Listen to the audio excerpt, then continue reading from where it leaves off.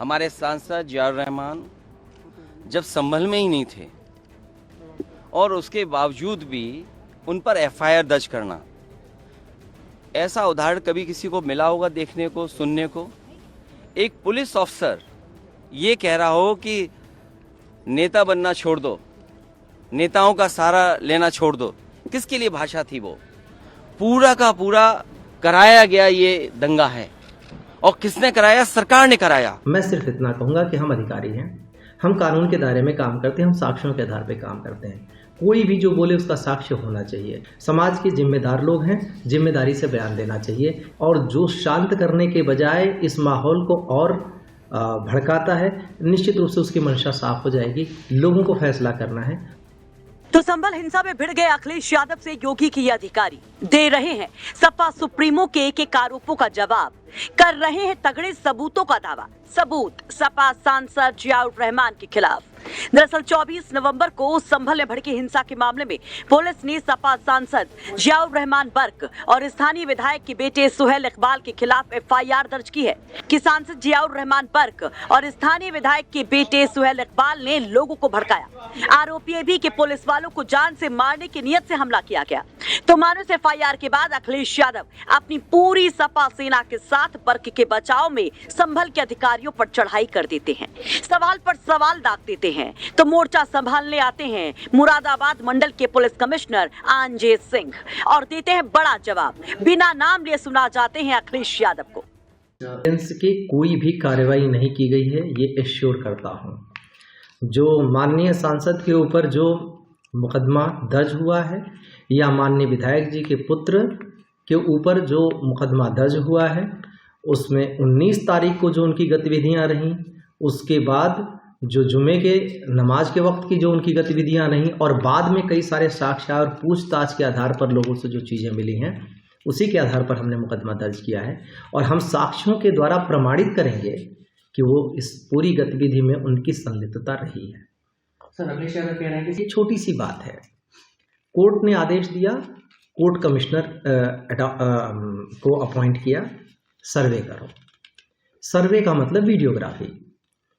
दोनों पक्ष वहां पे उपस्थित हैं, दोनों पक्षों की उपस्थिति में सर्वे हो रहा है। अब उसमें कोर्ट का आदेश है, कोर्ट कमिश्नर के द्वारा सर्वे होना है, दो पक्ष की उपस्थिति में होना है। तीसरे किसी पक्ष के क्या काम है? प्रशासन का काम क्या था? वहां पे सिक्योरिटी देना, हम सिक्योरिटी दे रहे थे। जो तीसरे चौथे पक्ष जो भी वहां पे मौजूद थे, उन्होंने व्यवधान उत्पन्न करने की कोशिश की। किस चीज में व्यवधान उत्पन्न करे? क्या जा रहा था? क्या जब मस्जिद के ऊपर पत्थर फेंके जा रहे थे तो उससे मस्जिद क्षतिग्रस्त नहीं और केवल वीडियोग्राफी से क्षतिग्रस्त हो जाती? ये जो सारी चीजें कही जा रही हैं, ये एक बिना आधार, बिना किसी तर्क के, बिना किसी साक्ष्य के चीजें कही जा रही हैं। किसी पॉलिटिकल बात पर मैं कमेंट नहीं करूंगा। पॉलिटिकल चीजों का जवाब पॉलिटिकल होगा, पॉलिटिकल लोग देंगे। मैं सिर्फ इतना कहूंगा कि हम अधिकारी हैं, हम कानून के दायरे में काम करते हैं, हम साक्ष्यों के आधार पर काम करते हैं। कोई भी जो बोले उसका साक्ष्य होना चाहिए। मैं जो भी बोल रहा हूँ साक्ष्य के आधार पर बोल रहा हूँ। और मैं ये अपील भी करूंगा, लोगों से उम्मीद करूंगा, समाज के जिम्मेदार लोग हैं, जिम्मेदारी से बयान देना चाहिए, इस बात को ध्यान में रखते हुए कि इससे कहीं संभल का माहौल जो किसी तरह से सुधरा है वो बिगड़े ना। हमारी पहली कोशिश होनी चाहिए कि हम इसको शांत करें, और जो शांत करने के बजाय इस माहौल को और भड़काता है, निश्चित रूप से उसकी मंशा साफ हो जाएगी। लोगों को फैसला करना है और लोगों को हम विश्वास में ले रहे हैं। वहीं आंजे सिंह जब बोलते हैं तो सपा सांसद बर्क भी इस पे जवाब दे देते हैं। पलटवार जरा देखिए। ये प्री प्लानिंग के तहत किया गया है। मुझे अफसोस है कि जब देश के प्रदेश और देश के रक्षक ही अगर भक्षक बन करके काम करेंगे तो इसका लोकतंत्र संविधान कैसे चलेगा? दरअसल सपा की ओर से बार बार कहा जा रहा है कि जब सपा सांसद बर्क हिंसा वाले दिन थे ही नहीं तो क्यों एफआईआर में बर्क का नाम आया। सपा का आरोप है कि ये सब कुछ शासन के इशारे पर हुआ, खुद प्रशासन पूरी हिंसा करवाता है। आरोप तो ये तक लगा दिए जाते हैं कि पुलिस ने ही गैर सरकारी तमंचे से लोगों पर गोलियां बरसाई, जिसके सवाल पर एसपी ने प्रेस कॉन्फ्रेंस कर कई सीसीटीवी फुटेज भी जारी कर दिए। वैसे आपको बता दें कि अखिलेश यादव और आंजे सिंह की अदावत कोई नई नहीं है। रामपुर में जब ये अधिकारी तैनात थे तब भी अक्सर अखिलेश यादव के निशाने पर रहते थे।